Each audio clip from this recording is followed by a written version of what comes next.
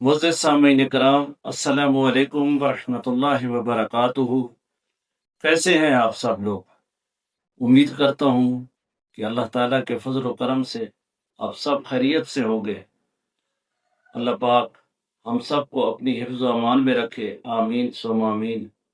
تو بڑھتے ہیں اپنے ٹاپک کی طرف۔ جی، تو ہمارا آج کا ٹاپک ہے صبر کرنے کا فائدہ۔ قرآن کریم کے پارہ نمبر 14 سورہ نحل آیت نمبر 96 میں اللہ تعالیٰ ارشاد فرماتے ہیں، ما عندکم ینفد وما عند اللہ باق۔ ترجمہ، جو کچھ تمہارے پاس ہے ختم ہونے والا ہے، اور جو اللہ تعالیٰ کے پاس ہے باقی رہنے والا ہے۔ یاد رکھیے، مصیبت اور تکلیف کا صدمہ تو ہمیشہ باقی نہ رہے گا، ہاں اس پر صبر کے نکلی ہوئی یہ الفاظ حیات جاودانی اختیار کر لیں گے، اور قیامت کے دن اللہ تبارک و تعالی شمار کرا کر ایک ایک نیکی کا کئی بار بدلہ عطا فرمائیں گے۔ یہ صرف ذہن بنانے کی بات ہے۔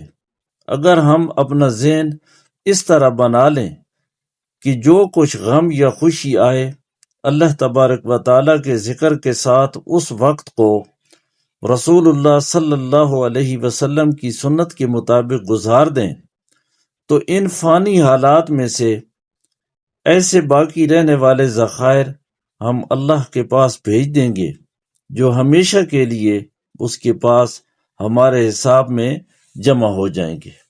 مثال کے طور پر یوں سمجھ لیجئے کہ ہمیں کسی نے گالی دی یا کوئی نقصان پہنچایا، تو نہ وہ گالی ہمیشہ باقی رہے گی اور نہ نقصان ہمیشہ قائم رہے گا۔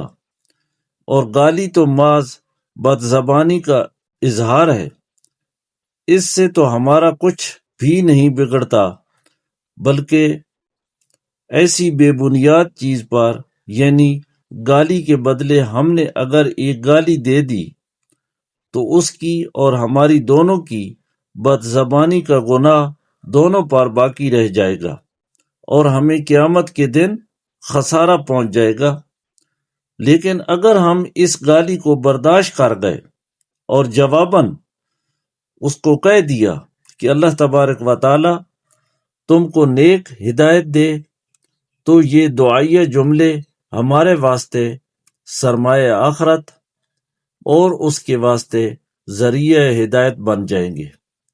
اسی طرح کسی نقصان کے تصورات تو تھوڑی دیر میں ختم ہو جائیں گے، لیکن باقی رہنے والی وہ نیکیاں یا برائیاں ہوں گی جن کو ہم نے اپنے دل اور زبان سے ادا کر کے پایا۔